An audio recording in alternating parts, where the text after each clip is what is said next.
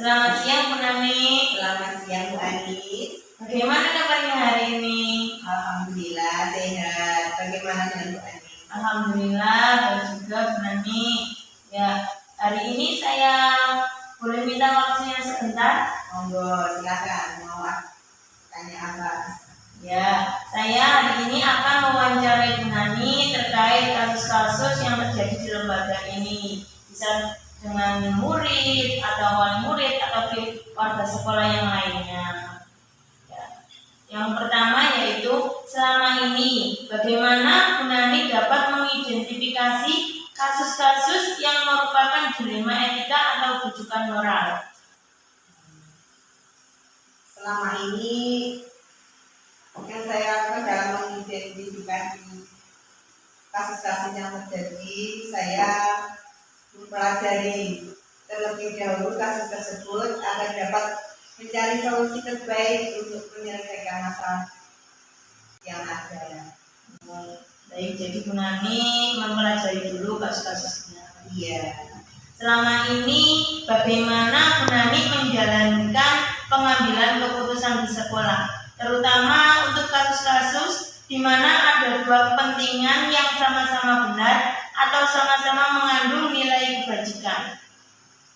Ketika mengambil keputusan yang di dalamnya ada dua kepentingan yang sama-sama benar atau sama-sama mengandung nilai kebajikan, saya akan mempelajari terlebih dahulu masalah tersebut karena apa yang menurut saya benar belum tentu orang lain juga benar, sehingga saya harus memilih mana yang harus diutamakan untuk kepentingan orang lainnya. Langkah-langkah atau prosedur seperti apa yang biasa Bu Nani lakukan selama ini? Langkah-langkah yang saya lakukan selama ini misalnya dalam menangani kasus murid yang tidak masuk sekolah karena orang tuanya itu sibuk di sawah atau di rumah dan tidak bisa mengantarkan anaknya. Langkah-langkah yang saya lakukan, pertama melakukan pendekatan ke anaknya. Kita harus memberi dorongan, membangun semangat anaknya supaya mau untuk berangkat sendiri. Yang kedua, melakukan pendekatan ke orang tuanya. Kita memberi masukan kalau di sekolah itu supaya orang tuanya mempercayakan sepenuhnya kepada guru yang ada di sekolah sehingga anaknya bisa belajar dengan tenang. Yang ketiga, berkoordinasi dengan sesama warga sekolah untuk ikut menjaga anak tersebut sekaligus meyakinkan kepada orang tuanya kalau semua warga yang ada di sekolah ikut sama-sama menjaga anaknya, jadi orang tuanya tidak perlu khawatir.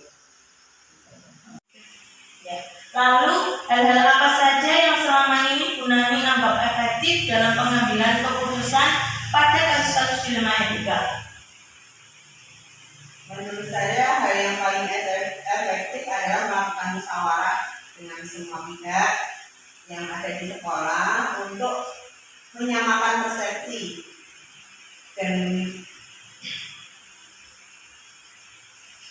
mencari solusi yang terbaik untuk semua pihak. Lalu hal-hal apa saja yang selama ini merupakan tantangan dalam pengambilan keputusan pada kasus dilema etika? Tantangannya rasa overprotective orang tua kepada anak dan enggan meninggalkan anaknya sendiri di sekolah ketika sibuk, sehingga menurut mereka lebih baik anaknya tidak masuk daripada meninggalkan anaknya sendiri. Lalu apakah Anda memiliki sebuah tata cara atau jadwal tertentu dalam penyelesaian kasus dilema etika? Apakah Bu Nani langsung menyelesaikan di tempat sebuah jadwal untuk menyelesaikannya. Bentuk atau prosedur seperti apa yang Bunani jalankan?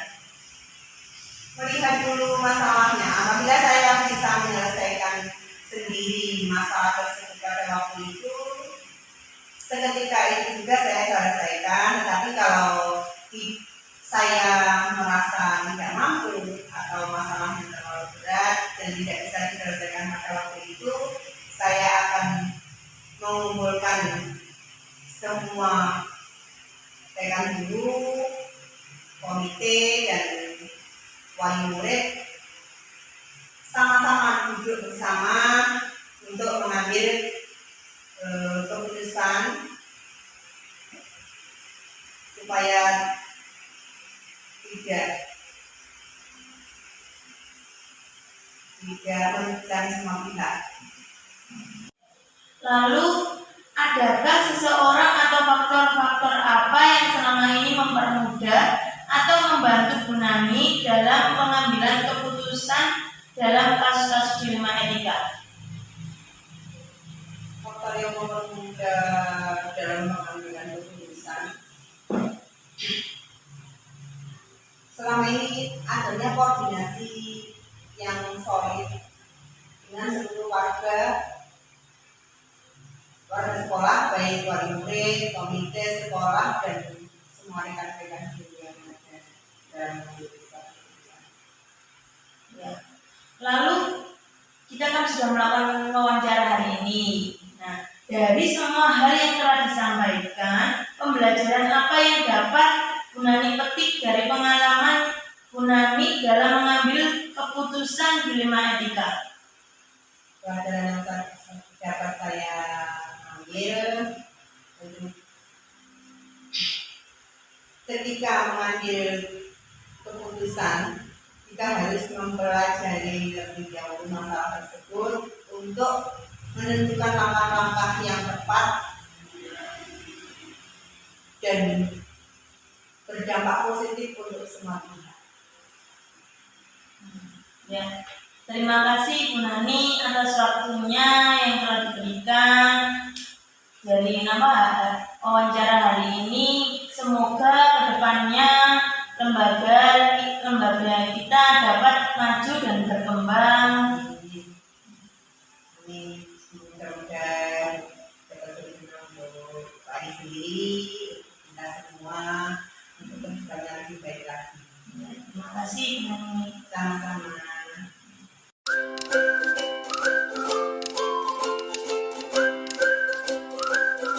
Selamat siang Bu Citra. Selamat siang Bu Anis. Bagaimana kabarnya hari ini? Alhamdulillah baik-baik saja Bu Anis. Ya, boleh saya minta waktu sebentar Bu Citra? Silakan Bu Anis. Ya, kali ini saya akan mewawancarai Bu Citra terkait kasus-kasus yang ada di lembaga Bu Citra. Silakan. Ya.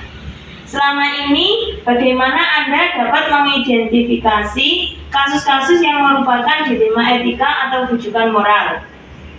Bagaimana ya? Diartikan sendiri dilema etika yaitu di mana situasi yang terjadi ketika seseorang harus memilih antara dua pilihan yang sama-sama benar tetapi bertentangan. Seperti itu.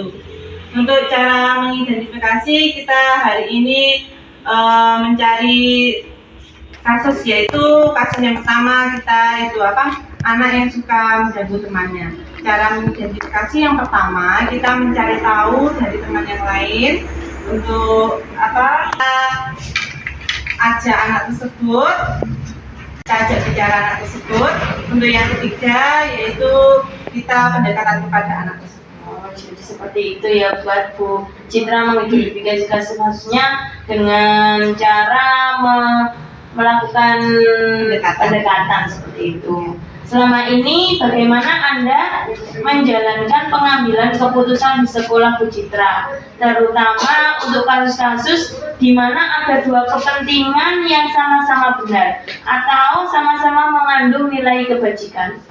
Ya, ini yang tersulit, tapi kita atau kami memilih salah satu, yaitu di antara nilai-nilai kebijakan yang sudah kita terapkan dan yang paling tepat bagi kami. Terima kasih. Kemudian, langkah-langkah atau prosedur seperti apa yang biasa Anda lakukan selama ini? Yang langkah-langkah yang kami lakukan yang pertama yaitu melakukan dengan anak diajak ngobrol dan menunjukkan mana yang salah dan mana yang benar kepada anak. Yang kedua, sharing dengan guru-guru yang lain untuk menemukan solusi. Yang ketiga yaitu komunikasi dengan wali murid. Hal-hal apa saja yang selama ini Bu Citra anggap efektif dalam pengambilan keputusan pada kasus-kasus dilema etika?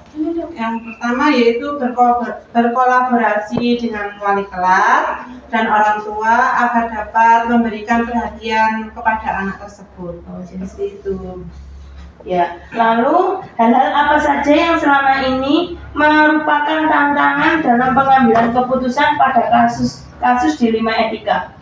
Hal ini tuh biasanya ketika kita berkomunikasi dengan wali murid, biasanya itu ada kesalahpahaman. Maka dari itu kami bila menyampaikan kepada wali murid harus berhati-hati biar tidak ada kesalahpahaman antara kami dengan wali murid. Apakah Bu Citra memiliki sebuah tata cara atau jadwal tertentu dalam sebuah penyelesaian kasus dilema etika? Apakah Anda langsung menyelesaikan di tempat atau memiliki sebuah jadwal untuk menyelesaikannya? Bentuk atau prosedur seperti apa yang Anda jalankan? Kita itu ada jadwal pertemuan dengan wali murid, tapi kita itu pertemuannya kita sesuaikan dengan orang tua anak tersebut. Soalnya mereka kedua-duanya itu bekerja, jadi kita harus membuat jadwal terlebih dahulu supaya kita bisa bertemu. Dan untuk menyelesaikan dalam tepat itu tidak, kita harus cari waktu dulu. Seperti itu ya. Lalu, adakah seseorang atau faktor-faktor yang selama ini mempermudah atau membantu Anda dalam pengambilan keputusan dalam kasus-kasus dilema etika? Ada. Di sini kita kerjasama dengan guru-guru yang lain. Seperti itu.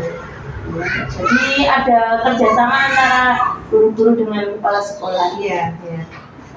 Lalu, dari semua hal yang telah disampaikan, pembelajaran apa yang dapat Anda petik dari pengalaman Anda mengambil keputusan dilema etika?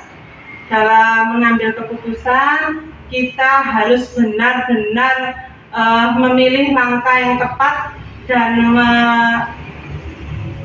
menyelesaikan masalah tersebut, dan dibutuhkan kerjasama antara guru, orang tua, dan maksudnya ada yayasan tersebut.